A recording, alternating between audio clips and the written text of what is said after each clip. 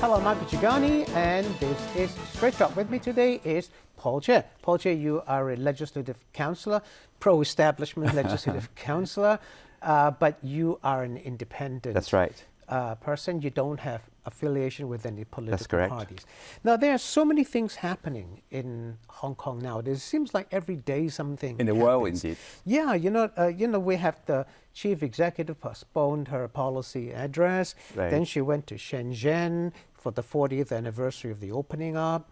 And then we're talking about Hong Kong people living in the Greater Bay Area can vote, right?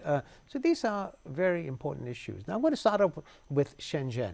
Sure. When Xi Jinping went there to mark the 40th anniversary of the opening up, he said that Shenzhen is going to be the engine of growth Right. for the Greater Bay Area. Right. Everybody thought that Hong Kong was going to be the engine of growth. Have we now been sidelined, downgraded? Well, it depends on how you look at it. I mean, he was in Shenzhen, Shenzhen being the host city then, and obviously he was addressing to the whole country, but at the same time being in Shenzhen, obviously the emphasis might be on Shenzhen. One cannot exclude the possibility that Hong Kong being a twin engine, if you like Mr. C.Y. Leung has sort of supplemented his remark earlier. So I wouldn't read too much into it and saying that Hong Kong is being sidelined like that. Why wouldn't you read too much into it, Paul? Because Xi Jinping didn't even mention that Hong Kong took the lead in building up Shenzhen, right? I mean, Right. Hong Kong helped Shenzhen a lot when it became a special economic zone. Right. That's how it got to where it is now, partly, right? But Xi Jinping didn't even mention that. Was he sending us a message to say that Hong Kong has now become a troublesome place, we're a naughty place, and I'm sending you, Hong Kong people, a message that you're not as important. Shenzhen is more important. Well, one thing people always say about Chinese leaders, when they say something, there's always some message, some agenda. What's the message? That's on the one hand. But on the other hand, I mean, like I said, one shouldn't read too much into it. I mean, obviously, we have to know where the occasion was, know where the place was, know why he said that in front of mainly Shenzhen VIPs. So, and I mean, I think you may be right too. At the same time, Hong Kong has been a troubling place for the rest of China for the last couple of years. So maybe there's also this message that Hong Kong people, you better put your socks up. Otherwise, you may be sidelined. You may be just being part of Shenzhen in due course. That may be so. But at the same time, I think we should not to read too much into it, and we should. Like what your new book is, self-help. I think we should do something about Hong Kong ourselves and try to sort of make Hong Kong relevant again. I mean, Hong Kong has become irrelevant for quite some time. Well, Hong Kong has always been very relevant to China, especially during the last 40 years when we helped build Shenzhen. But at the same time, certainly one cannot deny the fact that Hong Kong has been a troubling place for the rest of the country for the last couple of years. So I would have thought perhaps there's a double message there, if you like. Well, let me ask you this then, Paul. Hong Kong used to be like the big brother. Now Shenzhen is the big brother. Right. Its GDP is larger than Hong Kong's. Honestly, is that a failure on the part of our leaders? Why is it that Shenzhen, neighboring Hong Kong, has been able to create so much, big technology firms, leading big companies, and Hong Kong seems to more or less have stagnated? I mean, have our leaders failed us? I wouldn't blame our leaders so much as being that sole factor of why Hong Kong is somehow lagging behind. I mean, obviously, we've been resting on our laurels for too many years, relying on our property, our financial services. Exactly, just property market, driving up home prices so that people cannot afford homes anymore. That's what we've been doing, nothing else. No I innovation. can't argue against that. Certainly, I think we've been being too complacent the last many, many decades. And our own success, I think, has contributed towards Hong Kong's being lagging behind, in the sense that we haven't got out manufacturing for many years now. We haven't actually caught up with the IT development. We're still using our octopus card, which for many years it's an old thing now. It's not, it's not rocket science technology anymore. For the rest of China, yeah. So why is it that our IT has failed when we've always said that we want to be an IT hub. The government, chief executives, past and present, have said that, Right. but that hasn't taken off. Well, there are obviously many reasons for that. One being that for the last few years, I think we've become rather more political than anything else. And I think we've been far too successful with our so-called financial or international financial market. So people think we should be able to do it quite well without, resorting to other things as well. And I don't think we have enough concentration, focus, and training and what have you on IT development. But that is a government failure. The government has now and again mentioned that we should, do something about IT. We have our IT cyberport and all these other endowments and what have you. But at the same time, I think it's more worse than actions rather in the last few years. Cyberport is actually a housing area rather than... It was indeed, yes. Yeah. Yes. Now, the chief executive delayed her policy speech Right. till next month, November, and then she went to Shenzhen, and then she did say that the central government wants to have some kind of economic input into her policy speech. Right. Now, the belief in Hong Kong now is that she has lost her autonomy in the policy speech, that future policy speeches and the one that she will deliver next month will have a mainland input into that. Has she lost her autonomy here? Once again, I wouldn't read so much into that postponement itself. I mean, there are obvious other reasons as well. And of course, Hong Kong being part of the Greater Bay Area, we cannot keep on being sort of isolated on our own in terms of our policy address. Hong Kong being what it is, we're not part of China in terms of we never had this 5-year plan and so forth. But now apparently we have to be involved with that, right? I think it may be the better for Hong Kong if we at some stage have some kind of integration with China, but at the same time maintaining our own independence. So I would have thought it's not totally mutually Independence exclusive. is not the right word to use, Paul. Independent in our financial sectors, Right. independent in our actions, but not independent politically, of course. Sure. Now, the thing is, you say don't read too much into this, don't read too much into that, but people are reading a lot into these things.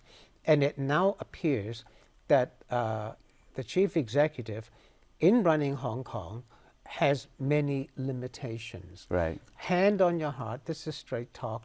Is she really running Hong Kong in the sense that we understand it? Well, or that has changed? Well, bear in mind that what happened right after the handover, of course, that back in those days when CH Tong was the CE, certainly, I mean, he shared the armchair with the chairman then in that doesn't Beijing. happen anymore. It's not happening anymore. Gradually, bit by bit, we're losing that kind of status in the eyes of the central government, certainly. But I wouldn't say that we have lost our autonomy as such yet. If we still are mindful of what our sort of disadvantages are these days, mindful of what has happened in Hong Kong in terms of causing more trouble than benefit to the rest of the country over the last few years, then perhaps I think, like I said, we should put our socks up and try to show our colors, real true colors. Yeah, but the thing is, she now has to go to Shenzhen. She now has to go to Beijing later on Right. to have input for the policy speech. And every time something happens, a statement comes out from the Liaison Office, from the Foreign Ministry, commenting on local affairs. It gives the impression that the chief executive now has lost a lot of her powers. Right. You can't deny that. I wouldn't say losing the power as such, but certainly in terms of the Liaison Office being more prominent, that's for sure. Whereas in the past, the Liaison Office would not comment on affairs which are, unless they're very material or very... now they comment on everything. They comment on everything now. Is that right or wrong? You're close to the Liaison Office. Different people may have different views on that. And given what has happened in the last couple of years, perhaps one cannot deny the sort of rightful participation of the CLO being more often and more prevalent. But for myself, I certainly believe that Hong Kong should still try very hard to maintain her own sort of special status. How? Tell me how. I always believe in this analysis that Lee Kuan Yew once gave Hong Kong, which is Hong Kong should be a U-boat going around the carrier, the mainland China carrier. Sometimes when the weather is rough, then maybe we stay behind the carrier. But when there are times when there are needs to do so, we should explore the way forward. We should be the scout for the carrier. Yeah. So, but at the moment, with China being sort of contained in many respects by the Western world led by the Americans, perhaps I think that now's the best time for Hong Kong to try to help the rest of China to find a way forward, to find cracks that we can break into, and to, I mean, like I always believe that the attitude or the status of the federal government, the U.S. federal government, is but the federal level. But there are certain other governments, other state governments that we can sort of approach and try to lessen the pressure on China. There are also international companies and international CEOs we can sort of approach and build a better relationship with them to try to help Hong Kong and help the rest of China as well. Okay, quick break. See you soon. Don't go away.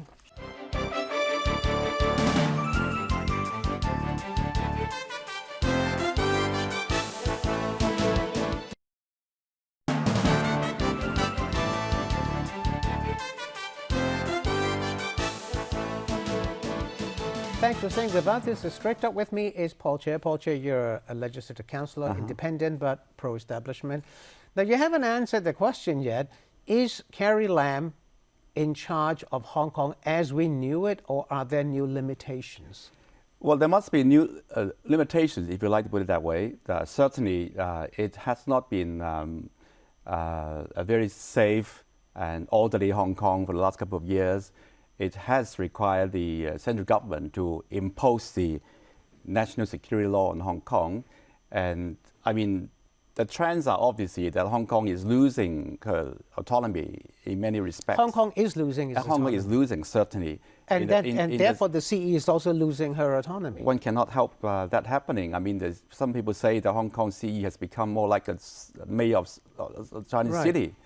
But I mean, I think everything is still in the balance right now. I think if we, Hong Kong, can show the central government that we still are worth the trust that the government has had on Hong Kong in the past, I think that's still a turning point. Law is not lost yet. But if we still all is not lost. I mean, yet. something has been lost, lost, for sure. right? Some has been lost. Does it worry you that even you feel, a pro-establishment legislator, that Hong Kong is losing part of its autonomy, and that the CE is also losing part of her autonomy? Does that worry you? Well, we're losing some, but at the same time we're gaining some as well. We become more integrated, perhaps, with the rest of the country, in terms of our economics, in terms of our But that doesn't match. protection. I mean, if you're getting integrated, it means you are losing your autonomy and you're becoming more like China. But given the geopolitical situation internationally, I mean, one can't help but having that kind of development for the time being. Then will we lose our international status? If we become more integrated with the Greater Bay Area, then we're no longer Asia's world city, right? One hates to think that way. I mean, certainly, I would hopefully believe that the two are not mutually exclusive, in the sense that we can become more integrated economically, but at the same time we can still maintain our international outlook and perspective and status. But it's getting harder and harder given the current international political climate, for sure. Okay, now I'm going to switch topics. There's talk about Hong Kong people being allowed to vote in the Greater Bay Area. They're estimated 500,000 people there. Yeah, plus or minus. Do you agree with that? One has got to start with the notion, what is it that we want to do? I mean, obviously, we want to protect the franchise, the right to vote of these Hong Kong people, many of whom have been encouraged to move to Guangdong province or even Fujian province, and then at the same time collecting the payments of welfare payments from Hong Kong and taking advantage of the cheaper housing, cheaper medical fees up there. But how do you monitor to make sure that it's a fair election? There is always a question about that. There is no democracy as we know it on mainland China, right? So then you have elections there. Who's going to monitor? Even the Electoral Office says it's going to be very difficult. I agree with that. I mean, certainly there are issues that we have to work on to make sure the election stays, legal, fair. And, will it be rushed through electoral this term? I don't know. I mean, there's been talk that it will be introduced very soon, but will you vote for it? Well, it's hard to say right now because we don't even know what it is. We don't even know what the issues are. We don't even know what measures the government would take to ensure that we have an open and fair election. But given the fact that in many other countries in the world, they do have international voting procedures. But that's not in our electoral laws. Our electoral law says that you must be ordinarily resident in Hong Kong. Yeah, I think we can still overcome most technical issues, but I think the major thing is we want to make sure that it's going to be legal, fair, and open. Then, if it's how is it then fair if the people who have moved to Taiwan, Hong Kong people living in Taiwan, won't be allowed to vote, or people living in Canada? They're all Hong Kong ID card holders, right? Well, the ideal situation is one can even vote in the moon if you like for Hong Kong, but at the same time, then you have to face the reality that if one has to start expanding the franchise somewhere, expanding the right or the logistics to vote for Hong Kong somewhere, one's got to start in our neighboring provinces in China. Yeah, Taiwan, if they're prepared to, but they're giving us so much difficulties, even in terms of allowing a suspect or even a convicted murderer to go to Taiwan just to surrender. But should that exclude people living in Taiwan from voting? Those are two different issues. Yeah, but we certainly would like to, even if we want to expand it into Taiwan as well. Whether Taiwan would accept it is another matter. Whether we can have some kind of recognized legal and establishment in Taiwan. Well, do you support Taiwan, Hong Kong people living in Taiwan to vote as well? I would support anyone who want to vote for Hong Kong anywhere. Even if we cannot do it physically, like in Guangdong or Fujian, how about postal votage? I mean, that's also something that we can achieve. How about electronic voting? It's so prevalent, it's so common, it's so easy now to pay with your Alipay and all kinds of payment methods. Why can't we have some kind of scrutinized, safe, and electronic voting measures? Do you think, a final question on this issue, that it will pass the extended LegCo, this Greater Bay Area voting?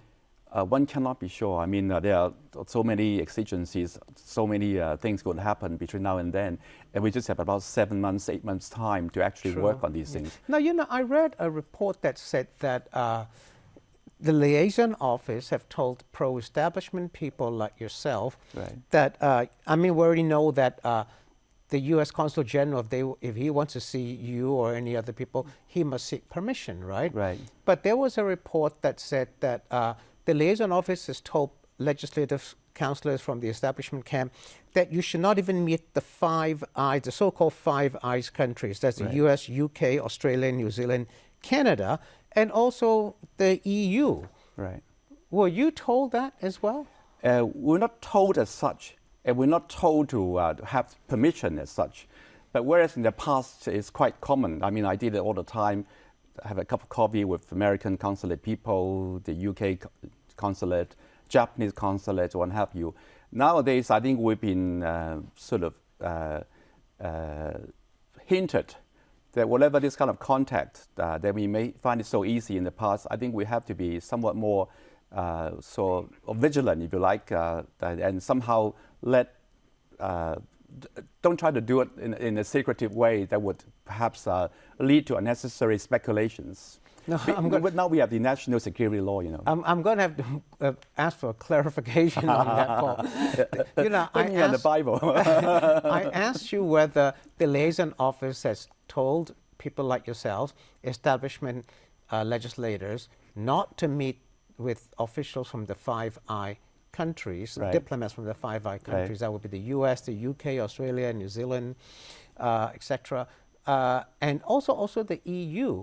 Now, you said that they hinted that at you. Right. What does that mean? I mean, hinting and asking or instructing are different things. Right. I mean, will you see them if the Consul General of the United Kingdom or Australia says he wants to talk with you, will you see them? I would still see them, except I would try to do it in an open way, like even coffee shop. Some of the hotels will be fine. I would also perhaps let my contacts, if you like, in the CLO to tell them in advance that I may be seeing this VIP from the whichever consulate, just to ensure that there's no any misunderstanding or speculation. So you will see them, but you will do it not at their consulate's office or in LegCo, but in an open coffee shop. And you will inform the liaison office first. I think just common sense. I mean, if there is this ongoing fight between China and these so-called Five Eye countries, and the heat is getting up really in the near future, I would have thought. So perhaps I think one should be more sort of circumspect when one does these things. But aren't you giving up your freedom to see whoever you want? Well, I've given my freedom as a politician. I mean, I cannot do a lot of things. I cannot even, nowadays opening a bank account is such a big deal these days. So I mean, for you, I mean, I've had so many legislative CEOs say that they've got a problem opening the bank account. You have the same problem? Not in Hong Kong. I mean, but I used to have difficulty when I was in the States trying to open an account in the US. Being a politically sensitive person, they would put you on maybe it's a blacklist, but it's just a vetting list. They have to do a lot of vetting procedures. Do you have an account in the US now? No, I don't have. But my wife, my spouse, Pamela Peck does. But you don't? I don't. They took it away? No, I didn't bother because of this long procedure, checking and the rest of it. I said, oh, forget it. I don't want to have it. Now, if you don't see diplomats, or you have to tell the liaison office first before you see Western diplomats, doesn't that hinder your work in trying to understand what they want? I wouldn't categorize that as being hindering my work. It's not so much as hindering mine than hindering theirs, really, because I think basically they like to know more about what's happening in Hong Kong so they can file their report back home. But as far as I'm concerned, I'm just trying to be open-minded. I always believe in Hong Kong should be an international city. Then I've got one last question. Hong Kong should be an international city. You know, mostly the US, sometimes the UK, invite legislators like yourself to go there and discuss Hong Kong issues. Establishment people have also gone in the past, like Regina Yip and so on. If an invitation comes, will you go? Certainly. Certainly, if it's something legitimate that we want to know more about Hong Kong, certainly I would go. But I certainly would refrain from doing what Alan Leong was seen or photographed of doing, like inviting consulate officers into his own chambers in Central somewhere. I think that's something that perhaps we should try not to do for the time being. All right, okay. Thanks for watching. See you next time. Good evening. Thank you.